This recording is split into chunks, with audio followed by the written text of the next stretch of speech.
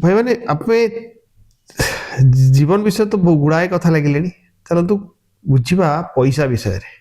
Important part ना पैसाटा कौन आमर मनोभाव केमती एफेक्ट पड़े आ तीन प्रकार लोक जो धनी गरीब और मध्यवित्त यही लोकों मध्य सोच क्या कौन रोची ताकर चिंताधारा भितर डिफरेन्स कथा फास्ट है गरीब गरीब लोक ना पैसा कमे शिखी ना से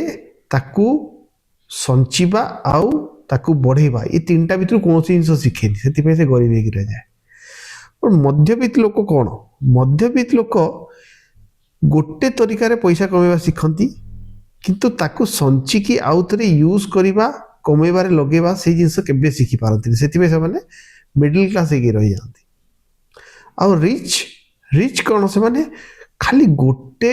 तरीका नुह मल्टीपल तरीका केमिति पैसा कमेबे से पैसा को संचिबे और संचिकी पुणी आउ थे रीइनवेस्ट रीयूज करिकी आउ पैसा कमेबे ता ऊपर से माने ध्यान दियंती से धनी बनती।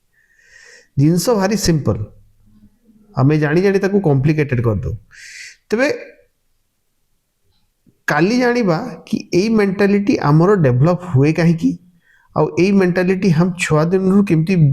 छुआ मनरे आम भरी दे से माने आज जिंदगी रे रिच कि सुपर रिच हो पारती ता ऊपर डिस्कस करिया। नमस्कार।